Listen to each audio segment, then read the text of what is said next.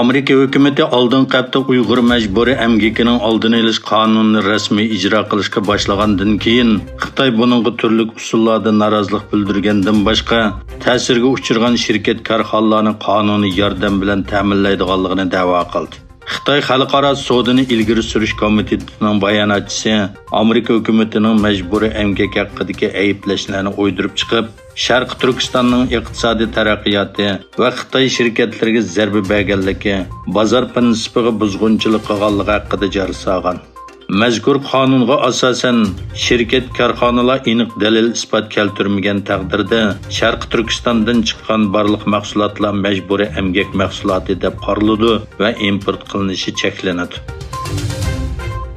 Xitoy Ispaniyaning poytaxti Madridda o'tkazilgan boshliqlar yig'inida e'lon qilingan yangi strategik hukm bilan Shimoliy Atlantik Akti tashkilotining Osiyo Tinch okean rayonidagi ta'sirini oshirishga urinishdan andish qilmoqda.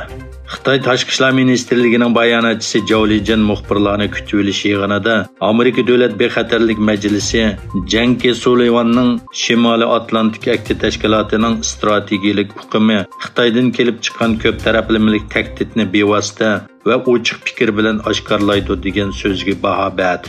Shimoliy Atlantik Akti tashkilotining Osiyo Tinch okean rayoniga qartilgan harakatining kuzatilganligini bayon qilgan Joe, Shimoliy Atlantik Akti tashkiloti yangi rayon va rayonlarga qarab ilgirlash va qutblar aro tirkishishni maqsad qiladi. Dunyo buningga diqqat qilishi va bu urinishlarni rad qilish kerak dedi. Madriddagi boshliqlar yig'iniga Yaponiya, Koreya, Avstraliya va Yangi Zelandiya rahbarlarining ishtirok qilishimi Xitoyning noroziligini qo'zg'adi. Germaniya ovozining bugungi xabarda bildirishicha, Xitoyning Sharq Turkistondagi irqiy qirg'inchilik jinoyati navbatda Germaniya siyosatchilari va xalqi diqqat qilayotgan masalalarning biri bo'lib, Survey nomli rayonni tekshirish organi bu haqda maxsus ra'y sinagan. Natijada ko'p qism Germaniyaliklar Xitoyning majburiy emgak mahsulotlariga qarshi maydonini bildirgan.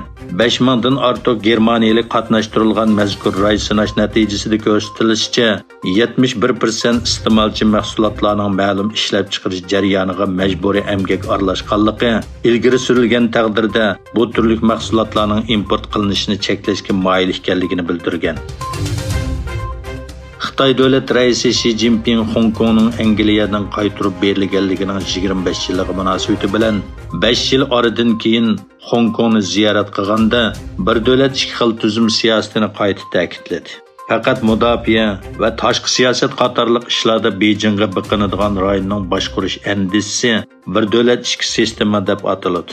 Mushundaq bo'lishiga qaramay, Beijing hukumatining davlat bexatarlik qonuni qatorliq qonunlarga tuzitish kirgizish orqali rayonning avtonomiyalik qurilmasiga zarba berishi tanqidga uchirmoqda.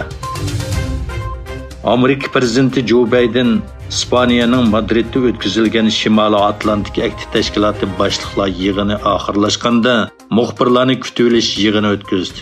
Prezident Recep Tayyip Erdoğan F-16 aeroplanining Turkiyaga setildiganligi to'g'risida va'da bergan, bermaganligi so'ralganda Biden F-16 urush aeroplanini Turkiyaga setish kerakligini, buning uchun Amerika parlamentining tasdiqini olaydiganligini aytdi.